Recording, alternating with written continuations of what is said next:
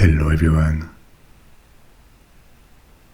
For most of human history, hundreds of thousands of years, humans lived a mostly nomadic life, in which they found their food foraging, hunting and gathering in the very different environments they had colonized.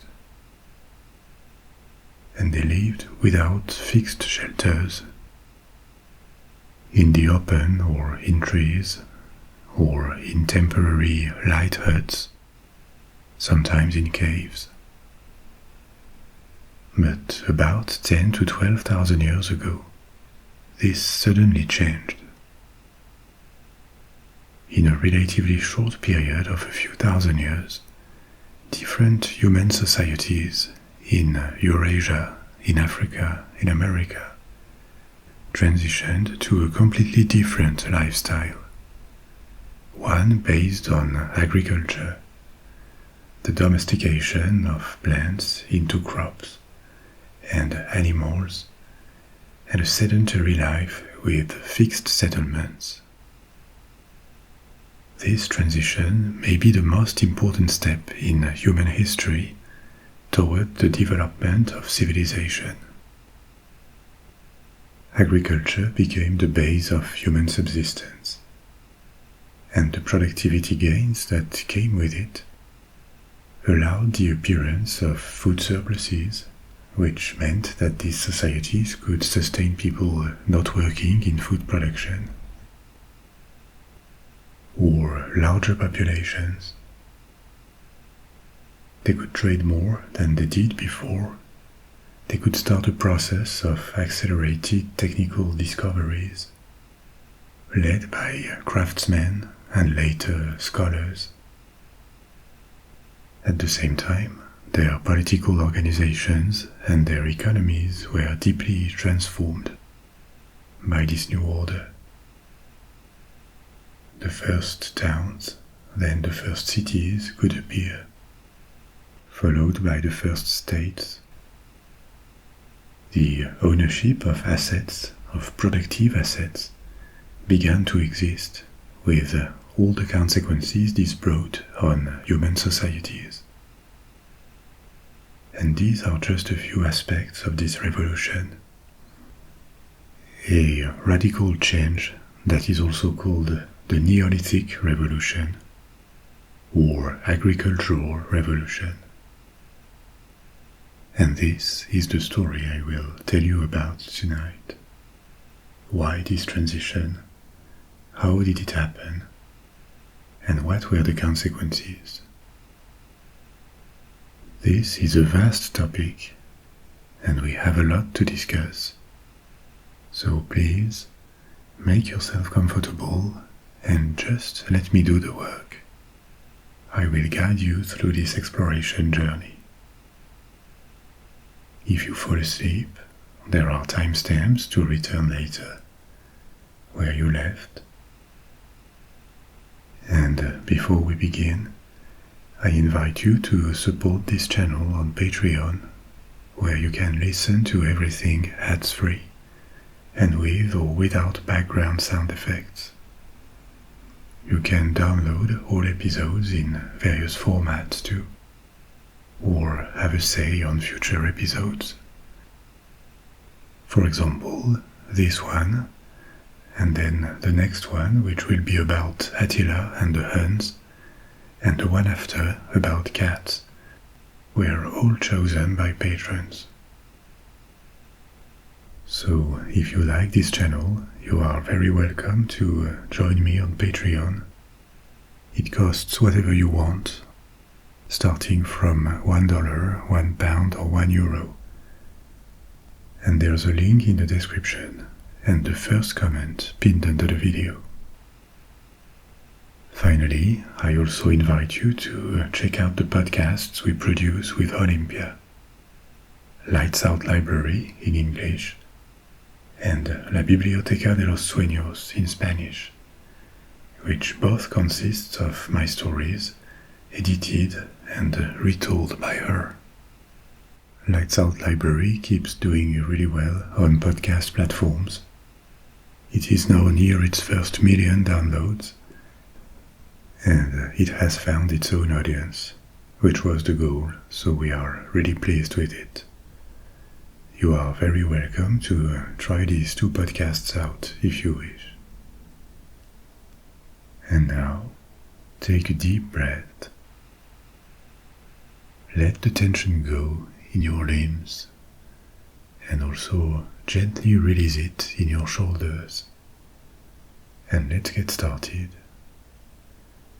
Our journey begins more than 10,000 years ago, in prehistoric times.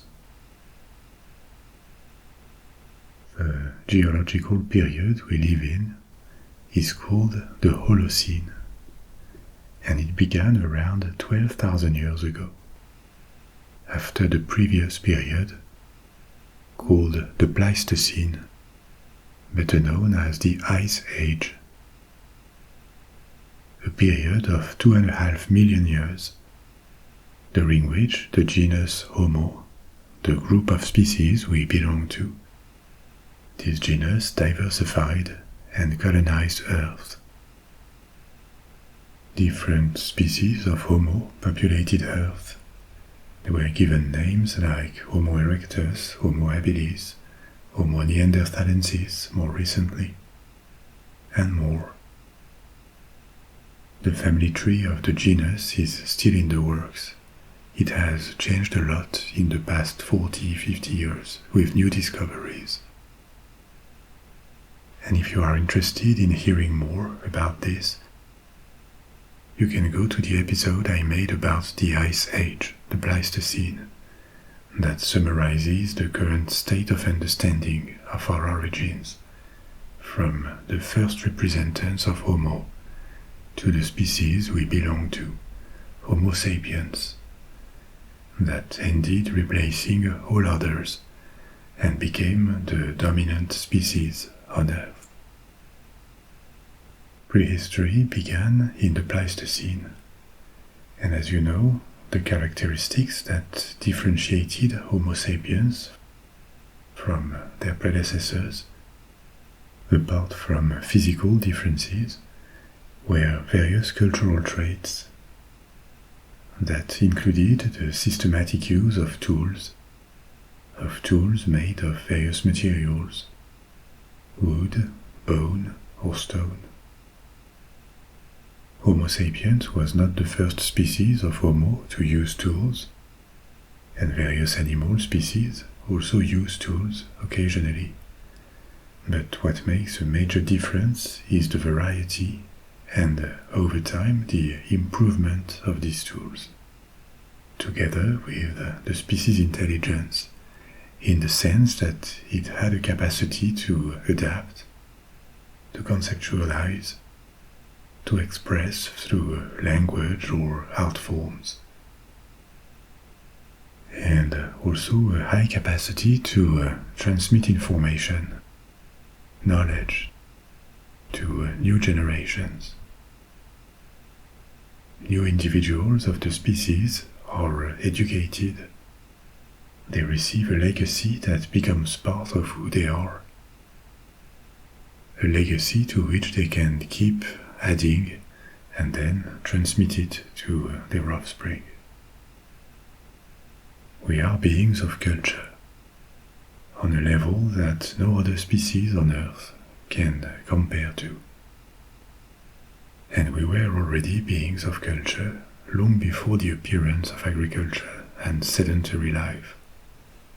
We have been for tens of thousands of years. The revolution we are discussing tonight is one of lifestyle.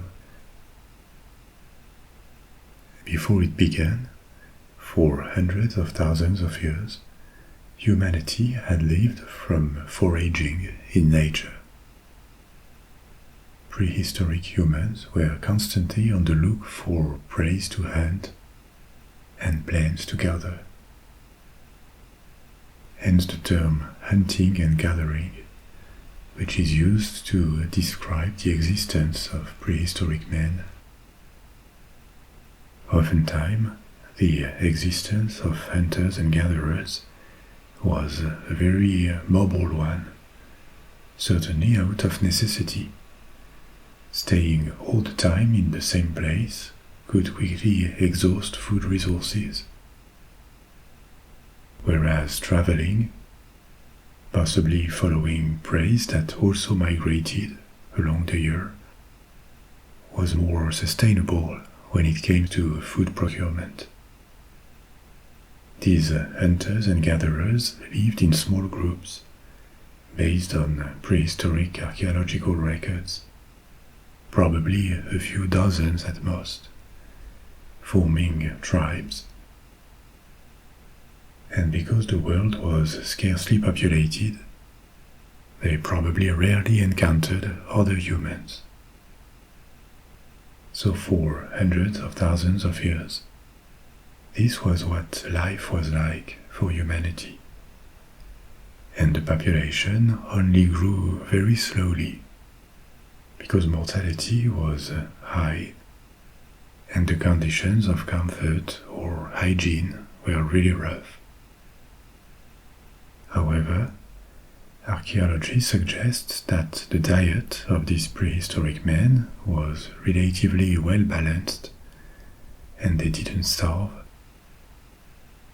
They depended completely on their environment for food, so obviously that was precarious, but this environment provided a variety of plants and animals. And actually I will elaborate on this later. But when parts of humanity switched to agriculture, this meant for them a more reliable, steadier supply of food, but also one that was less varied. And we will see that even though the transition to agriculture permitted plenty of technical discoveries, it allowed to sustain larger populations, and it permitted the blooming of human culture and civilization.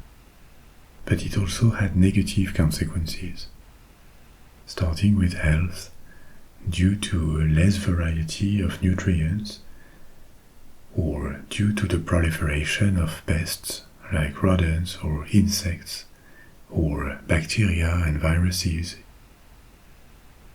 So the effects went both ways, positive and negative, and it is unsure whether the health of humans improved or deteriorated at the time of this transition. But we will return to this later on. When we think of agriculture, one of the first images that comes to mind is the cultivation and harvesting of cereals. Actually, wild cereals were harvested before agriculture appeared. They were one of the types of food that humans would collect when foraging. We know it thanks to the study of different flint blades that were used to cut cereals. The oldest traces of such harvesting of cereals were found in the Middle East, in what is now northern Israel, and they are from 23,000 years ago, a time that belonged to the late Paleolithic in that region. 23,000 years ago, this was more than 10,000 years before agriculture. So we know that for thousands and thousands of years, groups of humans spread around the world, living this nomadic or mostly nomadic lifestyle. And along all these generations, they certainly acquired a good knowledge of all the plants and animals around them, an understanding and intelligence of their environment that may have served as preparation for the transition to agriculture. But what was the trigger to it? What was the set of factors that made it occur in different parts of the world that were not in contact with each other? Because one striking characteristic of the beginnings of agriculture is that it was invented several times. in different parts of the world and thousands of years apart. But it seems it had this capacity to appear spontaneously in human societies, provided a certain number of conditions were present. About 11,000 years ago, it happened in this region of the Middle East called the Fertile Crescent, that stretches from the Persian Gulf to the Mediterranean. Then, 2,000 years later, it also appeared in China and in the highlands of New Guinea at the extreme southeast of Asia.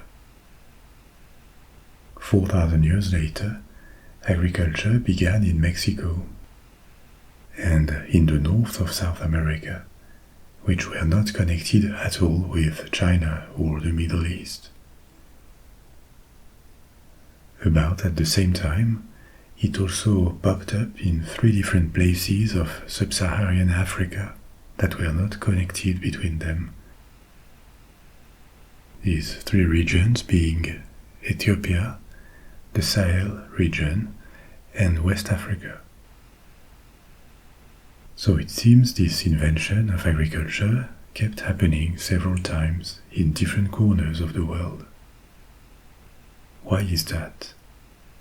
What is the dynamic in human societies or in their environment that made them settle and start to cultivate the land and domesticate plants and animals? Why did they radically change lifestyle like this? There are several theories about it that are not mutually exclusive. Several could be true at the same time. A first hypothesis has to do with the rise in temperature that would have made agriculture more viable than before in different parts of the world. And it is true that around 2,000 years ago, there was a significant and long-lasting rise in global temperatures. This rise is the reason why a separation has been put between the period before the Pleistocene, the Ice Age, and our period, the Holocene. Jumps in temperatures were not a new thing. They were also observed during the Pleistocene, which was not uniformly cold. But the difference was that this new regime of global temperatures became stable for a long time, for thousands of years. So the beginning of agriculture certainly has something to do with temperatures, or with the climate, because it happened at the same time, at least in the Middle East. That could be a coincidence, but given that temperatures and precipitations, winds, marine currents, all of this is tied and interdependent, given that these conditions deeply affect the conditions for agriculture, it is highly likely that climate change at the time was a game changer that certainly made agriculture more viable as a way of procuring food. Actually, there is no proof of that, but maybe attempts at cultivation and a settled life had taken place before. Maybe they were done regularly by tribes and abandoned because they didn't work. They were not viable until they became so, thanks to the rise in global temperatures. So this explanation by the temperatures is attractive, appealing, and it certainly played a role by making agriculture more productive, but it cannot really be considered the only factor, because this coincidence between climate change and rise of agriculture only works in the Fertile Crescent, the first region where agriculture emerged, as far as we know. In every other part of the world, it took thousands of years more. So there were certainly other triggers that are not entirely dependent on the environment, and may have more to do with human societies themselves. An old theory that tied climate and agriculture was that the change in sea currents when temperatures rose had made the Middle East drier than before, which would have pushed human communities to find refuge or to look for their subsistence in oases. In these places, they would have been put in close contact with plants and animals that would also have moved in such oases to find food.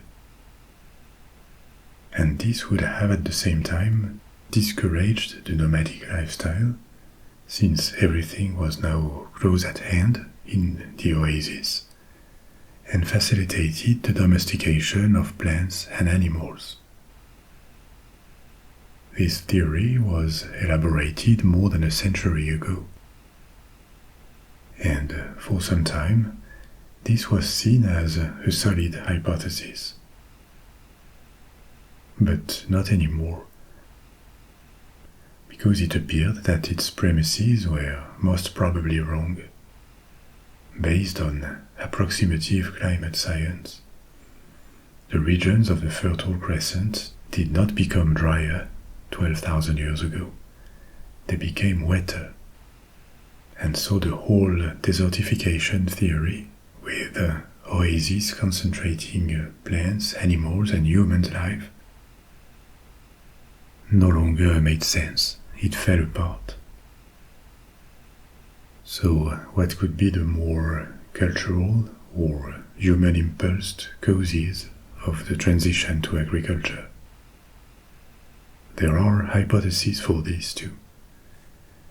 One is that the move to agriculture was forced by the demography.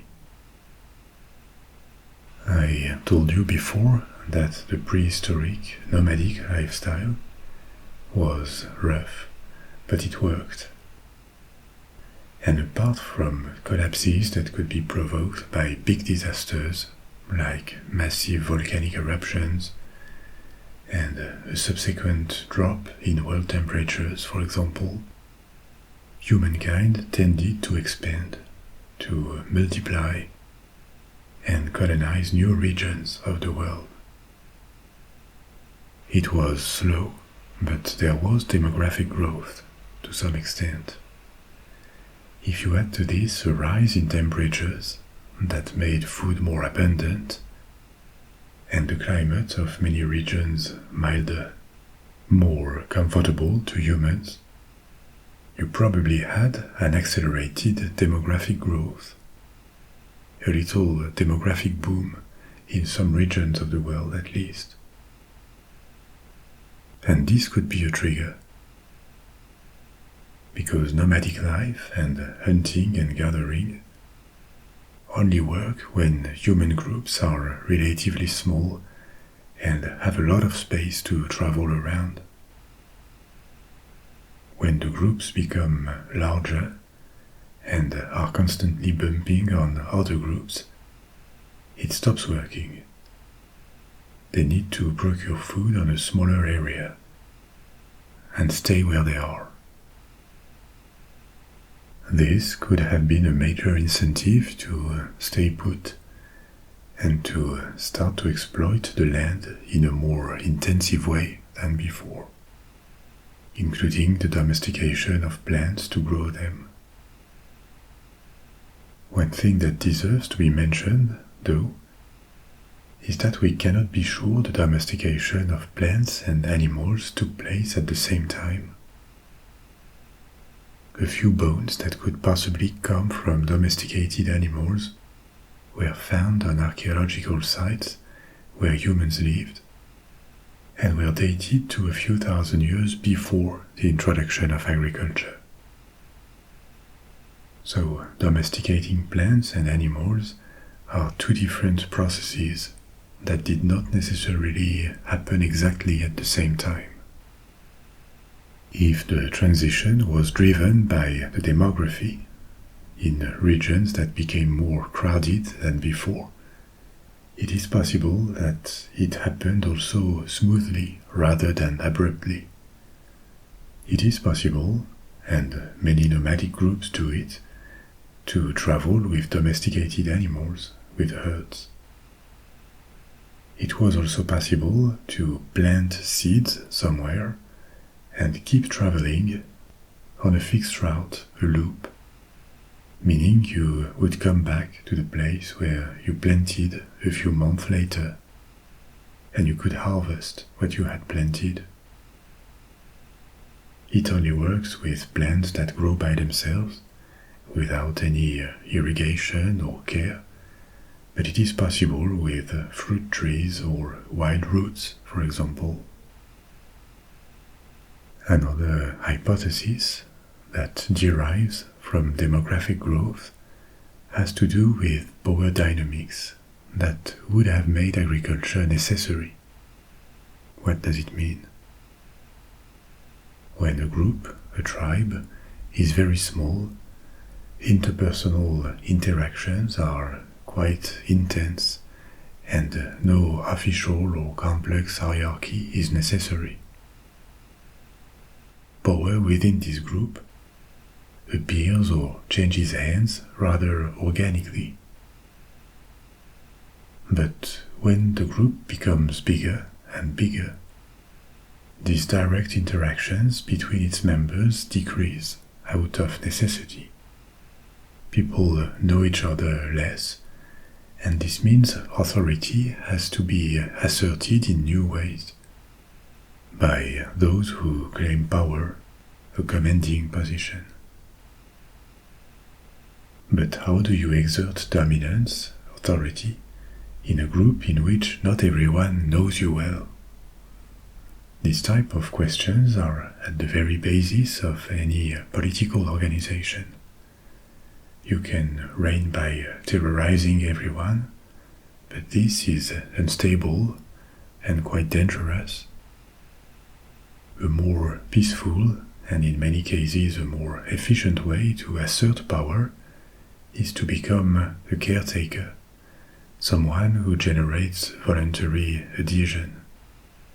Because you defend the group, protect its order, and offer it a counterpart in well-being.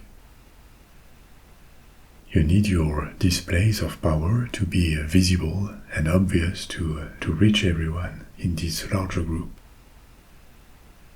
Hence the idea, the hypothesis, that these larger groups from the late Neolithic started to have more celebrations with feasts. Apart from being happy experiences, these feasts would have been ways of keeping the groups together, of binding people, and avoid risks of secessions, and also, for the tribal chiefs, to show that they could treat their people, their tribe, that they had boons to offer.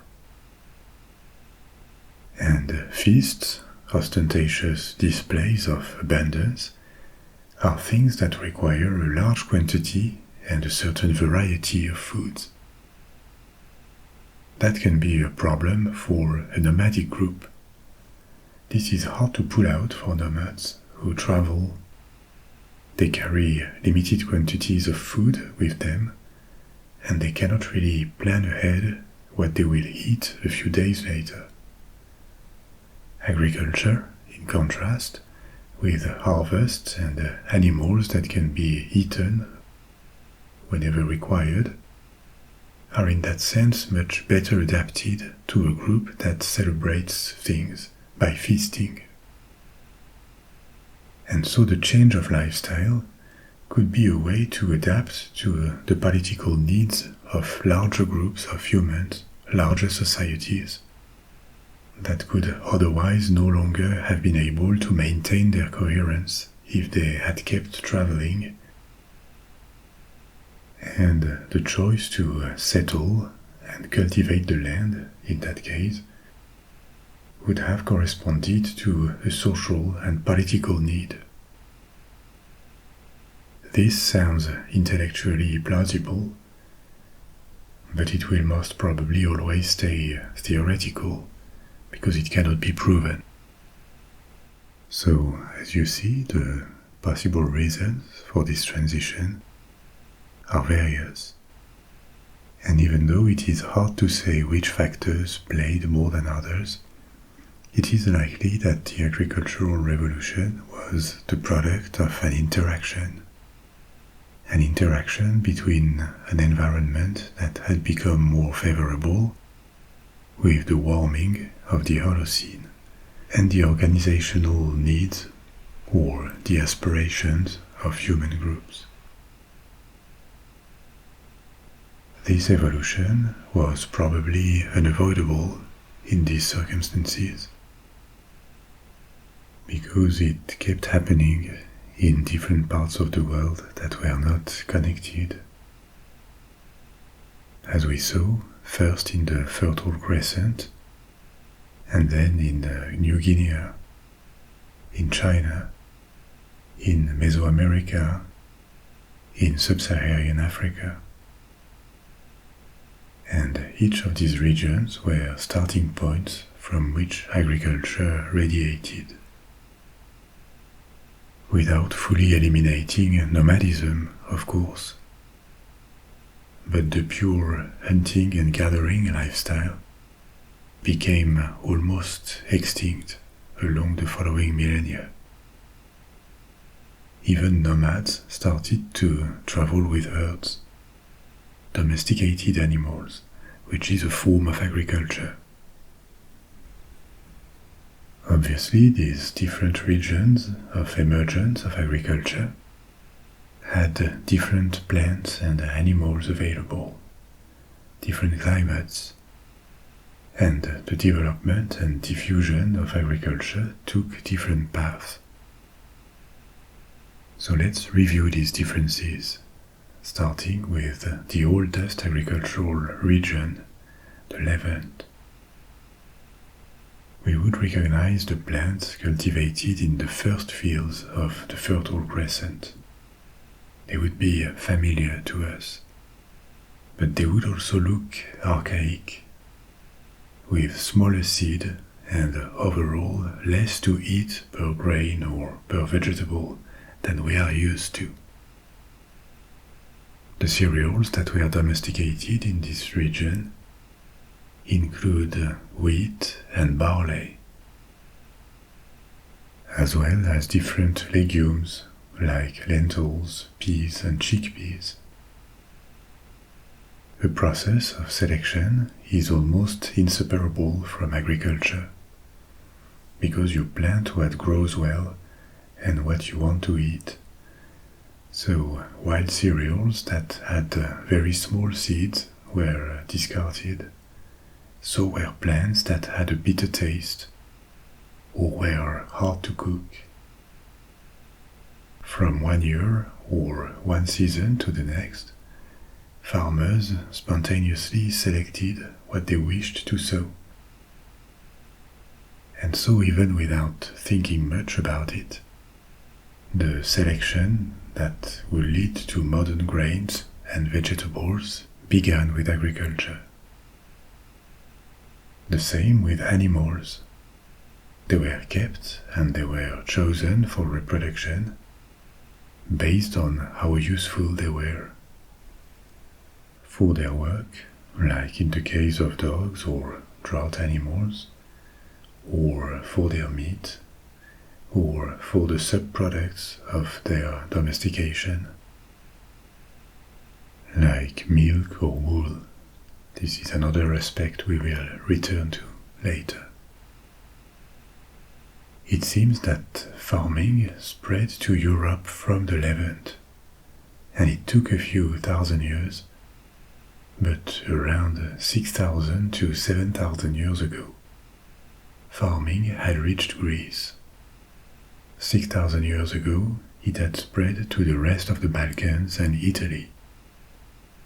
And finally, it entered Spain, France and Central Europe about 5,000 years ago, and it reached the south of Scandinavia and Great Britain a bit more than 4,000 years ago.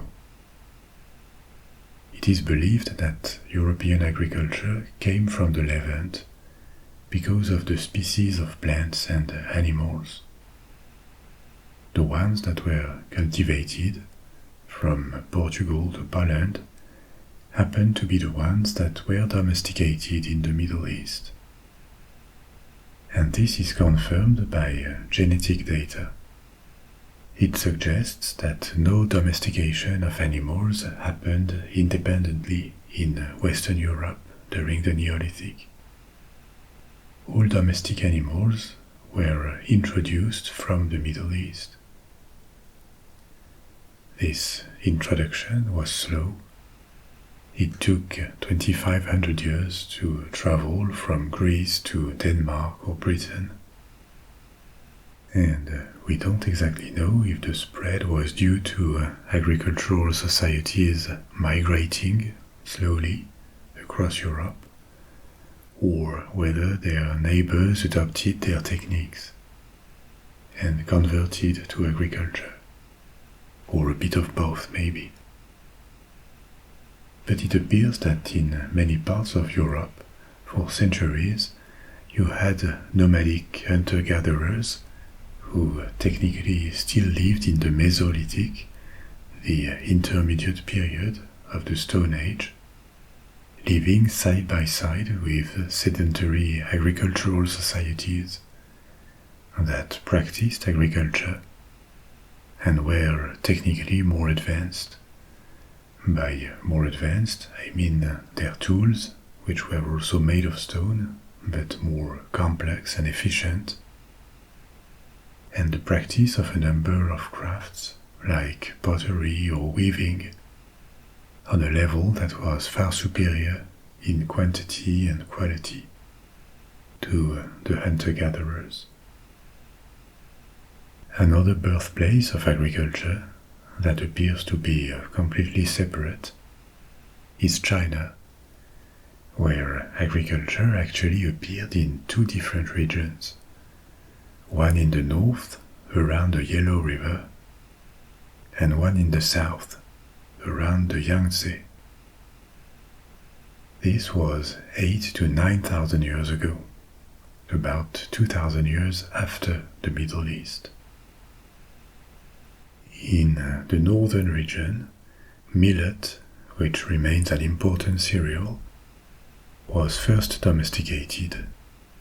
Other plants were also first cultivated in that region, but thousands of years later, such as soybeans, which was 4,500 years ago, and fruits like oranges and peaches about at the same time. In the southern region, the cereal that dominated was rice, Asian rice, and from there it radiated to all of East Asia, starting with northern China, this other region of agricultural development. We know that shortly after establishing the practice of agriculture, and by shortly I mean a few centuries, but at these time scales it is not that much. So, after establishing agriculture, these two areas came into contact and exchanged their techniques and species, which enriched their practice of agriculture. In Africa, it is believed 3 different areas developed agriculture independently. The first place to actually practice agriculture in Africa was the valley of the Nile in Egypt. But agriculture in Egypt came from the Levant. We know it because it is like for Europe. The first cultivated plants and the first domesticated animals all came from the Levant. But distances in Africa are huge, and Egyptian agriculture did not spread further. Instead, agriculture was reinvented in three different areas. One in Ethiopia, the Ethiopian highlands, which also is one of the oldest populated regions of the world. It is close to the Rift region in Africa, believed to be the cradle of our species. So there was Ethiopia. Another one was the Sahel region, a transition region between the Sahara, which is very arid, very dry, and the wetter savannas and forests to the south. The Sahel nowadays is under pressure from desertification, with the Sahara expanding to the south. It has been for decades. But thousands of years ago, it was more favorable to agriculture. And the third area was in West Africa, in a large region going from Nigeria to Senegal. The plants domesticated in these three regions were different. They included different sorts of millet. Specifically in Ethiopia, there were plants like cat or teff, which are little known out of their region of origin.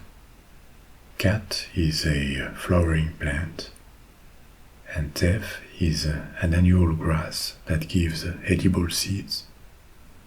Coffee was also domesticated in Ethiopia, even though it was more anecdotal when it comes to people's diet.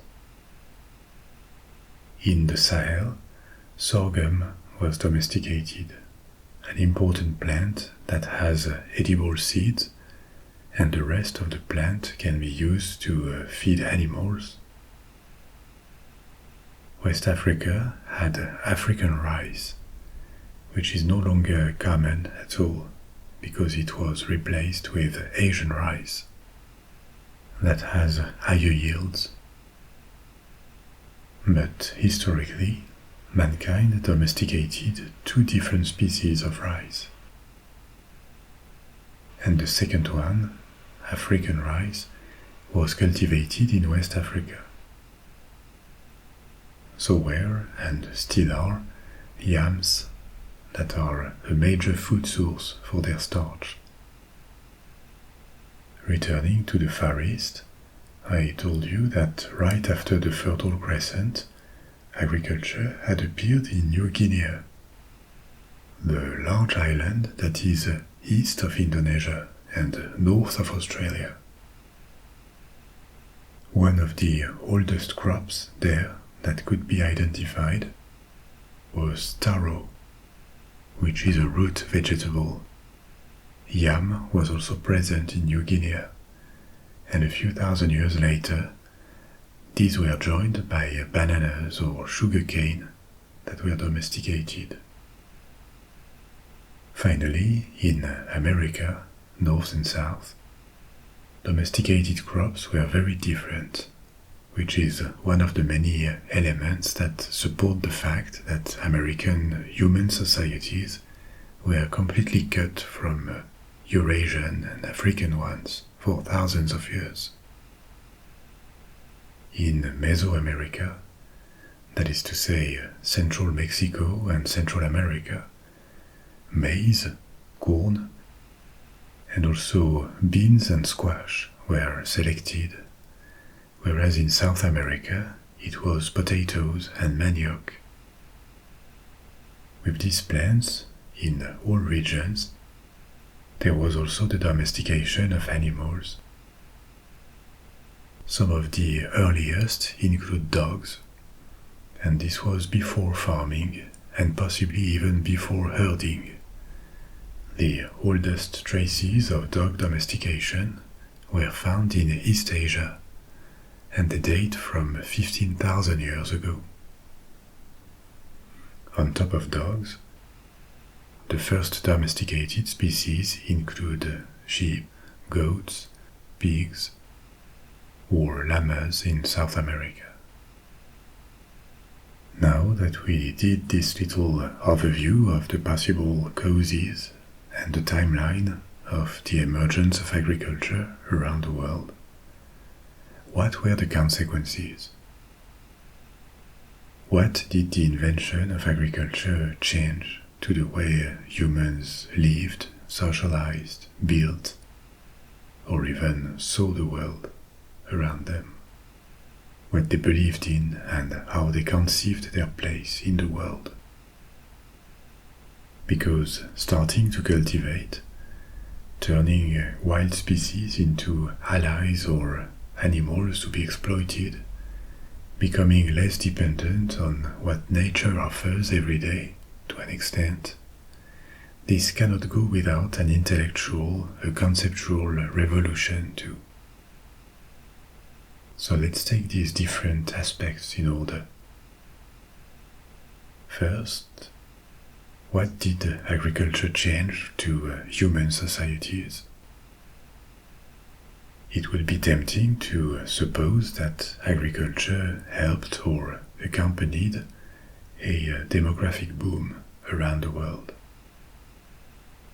More food, security by staying put instead of traveling in the wilderness, more comfort. This could lead to an increase in the population.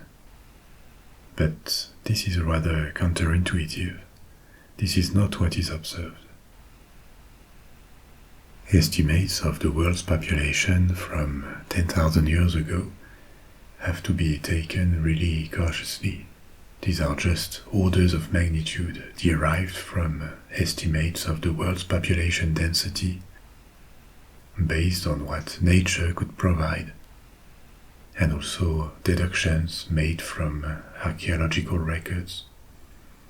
So maybe the real figures were only half or 2 or 3 times more than the figures I'm going to give you.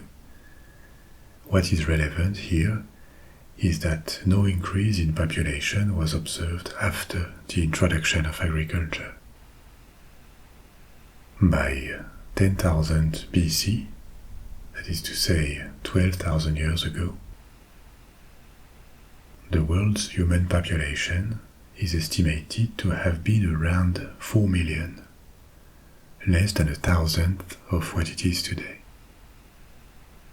with a slow growth pattern that took it to 5 million by 10,000 years ago. But then, as agriculture was introduced to a growing part of the world's population, instead of growing, it stayed flat for 3,000 years. The real demographic takeoff started after that, around 6,000 years ago. But why is that? Why did the introduction of living conditions that apparently were more favorable had this counterintuitive effect of stopping demographic growth? Here again, there are theories, and they revolve around the negative side effects of sedentary life. I mentioned it earlier. Agriculture may have permitted a steadier supply of food, but it probably also deteriorated the variety and the quality of people's diet, at least initially. The nutritional standards declined. That sounds counterintuitive, but it is confirmed by archaeology and the study of skeletons. In average, the transition to a cereal-based diet, which also meant less variety of plants, less animal proteins, this came with an increase in infant mortality, shorter people, and overall a decrease in life expectancy. A number of deficiencies that were not observed among hunters and gatherers were found in ancient agricultural societies. There were more infectious diseases or inflammatory or degenerative diseases.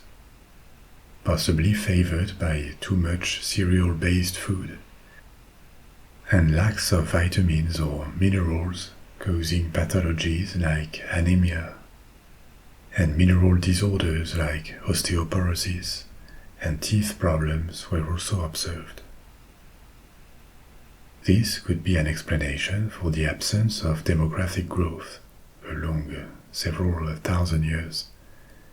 Agriculture could have improved the quantity of food, but on the other hand, it affected the quality of the diet.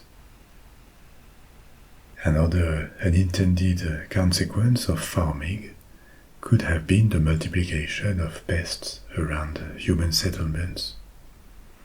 Due to higher densities of population, rodents or insects that live on the food production and the trash of humans would have proliferated, and with them pathogens. And yet another possibility is that fixed settlements made conflicts, wars between groups more likely and more frequent. When people become attached to a certain land that their survival depends on, instead of just going away when the presence of neighbors bothers them, the likelihood of conflicts for land becomes much higher. So, despite producing more calories and improving comfort, agriculture could also have stimulated conflicts. And this would also have limited the population and the life expectancy. This points to another consequence of sedentary life, farming and herding. Prehistoric groups of hunters and gatherers probably ignored the concept of property, of ownership. Beyond personal property like clothes, tools and weapons, maybe a few ornaments like jewels, there was nothing to possess in these groups, no houses, no land, no animals, and even no reserve of value like precious metals, because there was just nothing to buy. Transitioning to settled life is a revolution not just because you stay put, but because it has plenty of consequences on how society works. One of these is the emergence of the concept of property. Who owns the land? Who owns the permanent shelters that people now live in? Who owns cattle and other herds of animals that can be assimilated to productive assets? So, with the emergence of these questions, secondary consequences of getting settled appeared. The need for laws, for new codes in societies, new rules, new relations of power, more distinction between individuals based on their wealth and power within their community.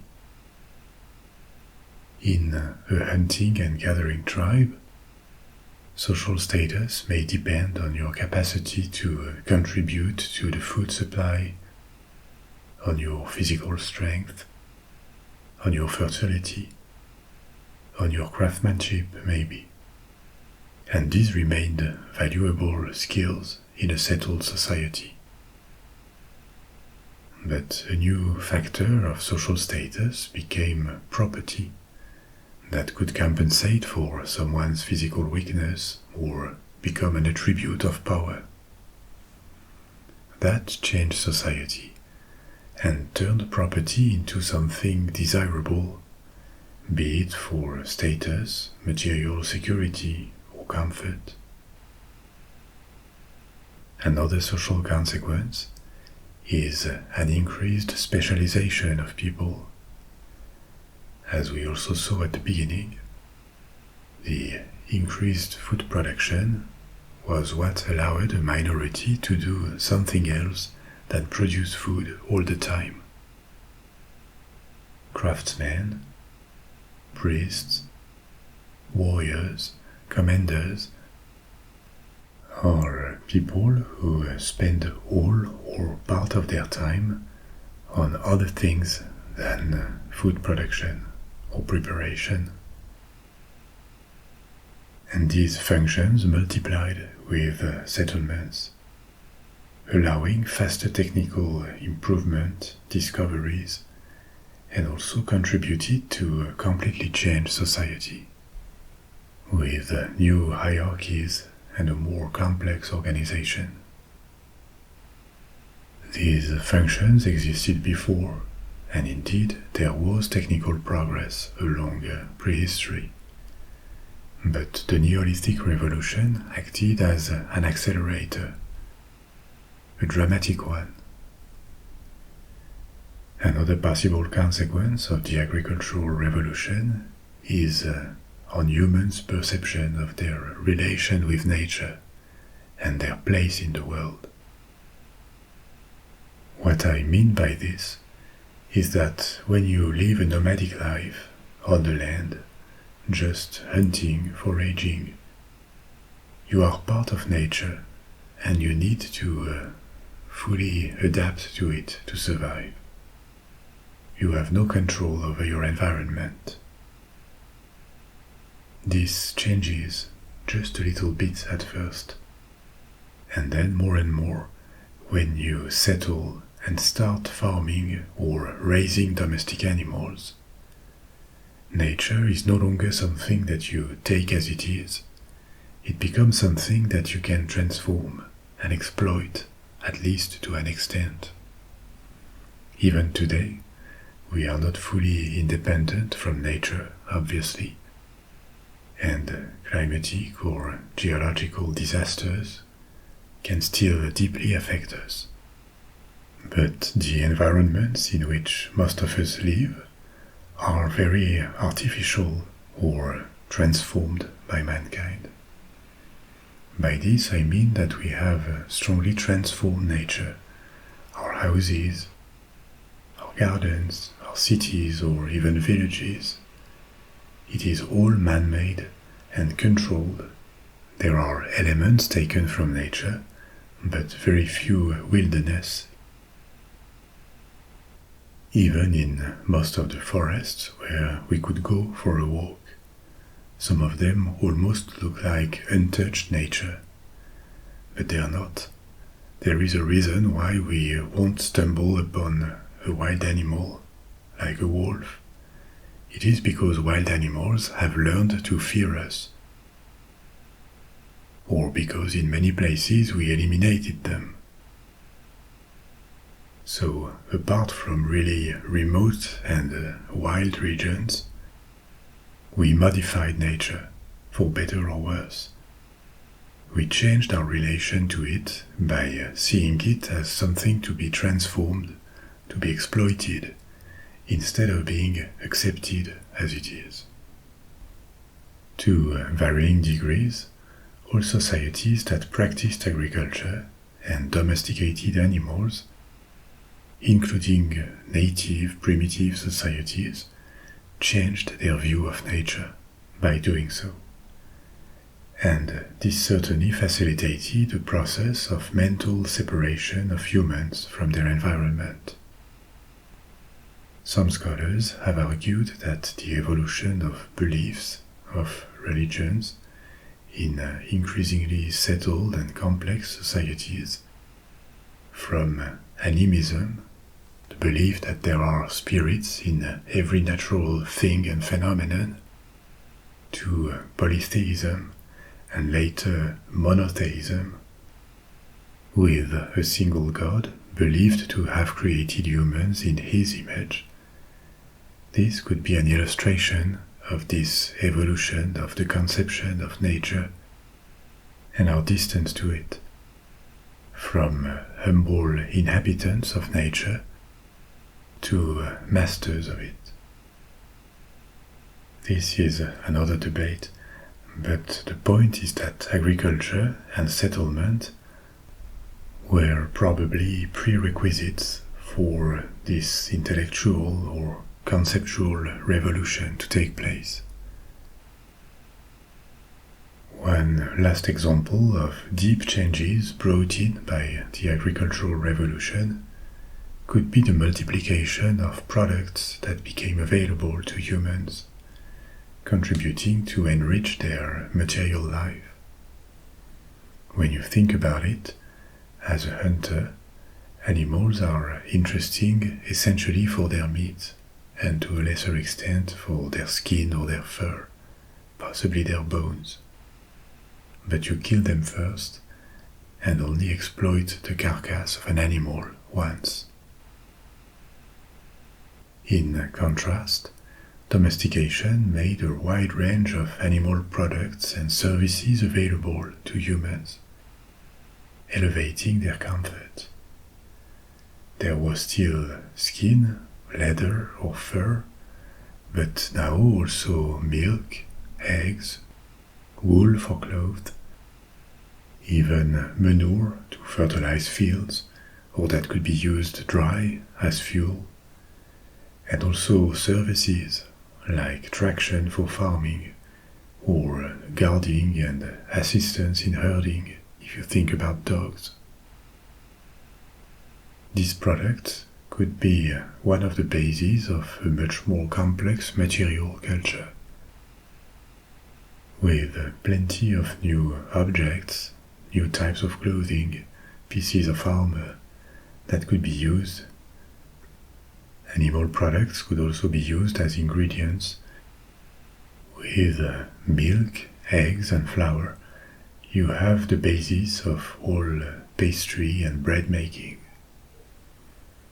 So this is why this agricultural revolution may be the single most important event in the history of Homo sapiens. The change that made civilizations, states, the material and conceptual cultures that have emerged since then, all of this was made possible, and across the world. Because 4,000 years ago, more than half the world's population had already transitioned to farming societies, or nomadic pastoralist societies.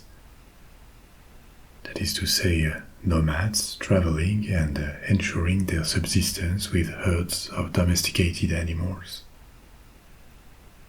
2,000 years ago, hunter-gatherers were already limited to very remote regions of the world, and agriculture had become a norm on all continents, including for these people in North and South America, in Europe, in parts of Africa or Asia and Australia that lived relatively far from the centers of invention of agriculture. The practice had spread, and the material culture, traits of our societies, many of these invisible concepts that shape us as people, had their origins in that upheaval that was the Neolithic Revolution. We have reached the end of our story for tonight. As always, I hope you liked it, and I will be back soon with another one. In the meantime, sleep well, sweet dreams, au revoir.